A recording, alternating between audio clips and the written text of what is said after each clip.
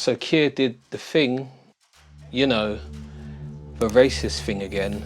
After the local elections, this country was at a fork in the road. Socialism or barbarism. Keir chose the path paved by great guys like Orban, Trump, and Yay. At this point, it is easier to banish herpes than it is for Keir to control his knee-jerk bigotry. So let's talk about that weird announcement and the general reaction I saw afterwards.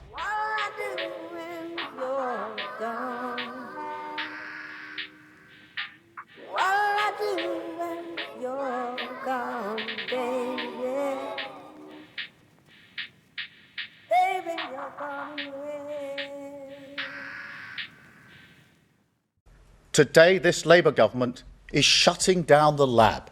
The experiment is over.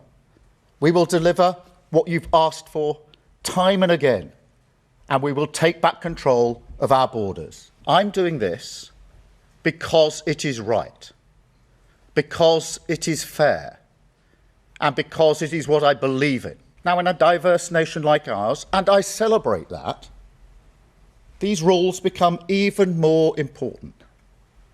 Without them, we risk becoming an island of strangers, not a nation that walks forward together. So yes, I believe in this. I believe we need to reduce immigration significantly.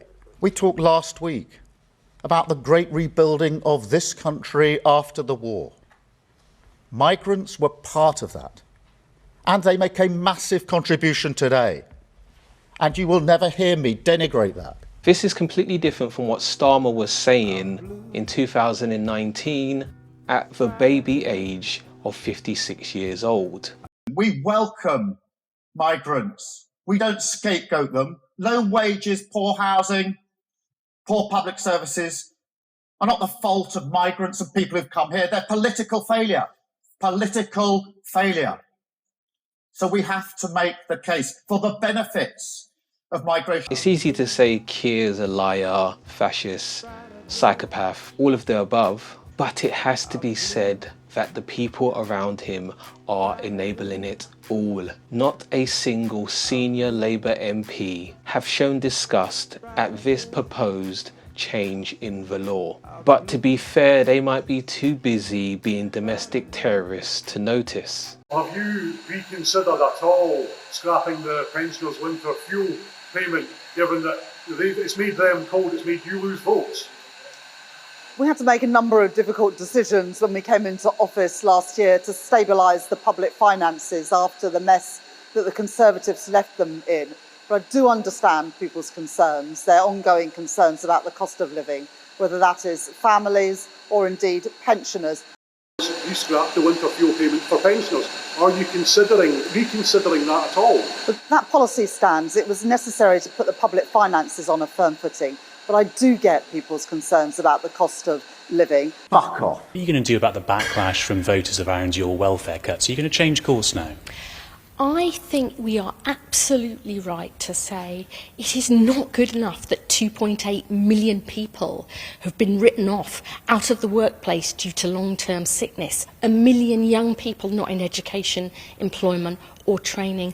We have got to make sure those people have the chances and choices they deserve to work, to change our welfare system so it is much more pro-work, to give people the skills they need in future. She talks rubbish. There were other MPs that rightfully spoke up, showing more spine than an adult giraffe. And of course, normal people with a little bit of self-respect also found Keir's speech very strange, because there isn't a metric that shows immigrants have a negative impact on life here. What's the message that's been given to the people who've come to this country, work in health, work in education, work in transport, work in care particularly? The mainstream media didn't openly support the policy, but LBC, home to the ultra-liberal James O'Brien, is telling us, even when it walks like a duck and quacks like a duck, it isn't a duck. He used Enoch Powell's words. He didn't. He did. Look at that speech. Enoch Powell said people will end up feeling strangers in their own country. As a result of mass migration. History. That's not what Keir Starmer was saying. It's a completely different phrase. No, you don't in a completely different. You don't. What? No, Because, look. so because Enoch Powell, hold on. He could have used other words. So because Enoch Powell also said the word strangers, Keir Starmer is now Enoch Powell. God have mercy upon us.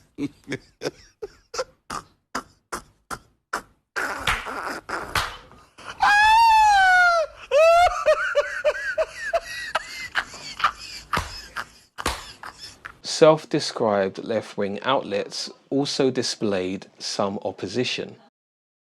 We risk becoming an island of strangers, not a nation that walks forward together. They found themselves made strangers in their own country. But when one of your main presenters says crap like this coming up, how genuine can your tweets be? I suppose my only concern is when everyone says, this is the terrible fascist rhetoric, and I think that probably lots of people of all different races and ethnic backgrounds look at this and say, I kind of see what you're saying there.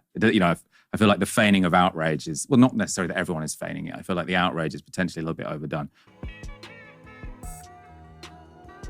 What do you mean by overdone? Were they trying to cook a Christmas turkey? Imagine having more criticism towards Keir's detractors when it was Keir who said the literal racist caca. I just love when Navarra media gives you more reasons to pray for their downfall. Anyway, if you ever wondered what the fascist pipeline currently looks like on Twitter, here it is. The Prime Minister of the United Kingdom is doing fascist propaganda. The Labour Prime Minister of the United Kingdom is doing fascist propaganda.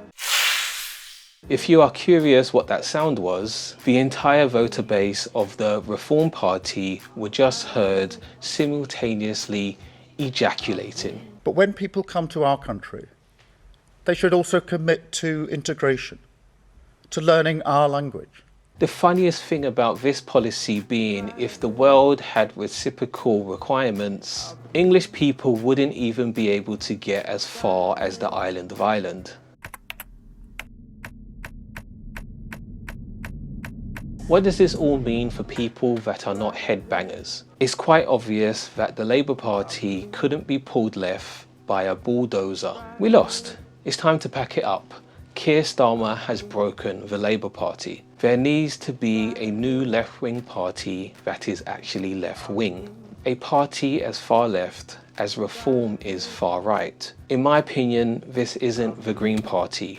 They just give me Navarra media vibes. Left-wing populism is needed now more than ever in a time where right-wing populism is making serious waves. And I just wanted to finish with this.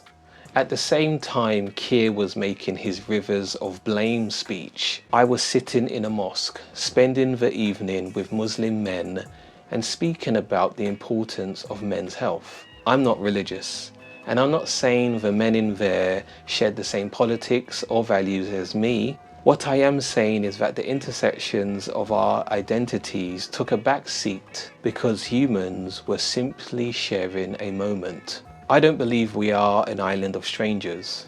But even if that were true, closing the borders would not remedy that.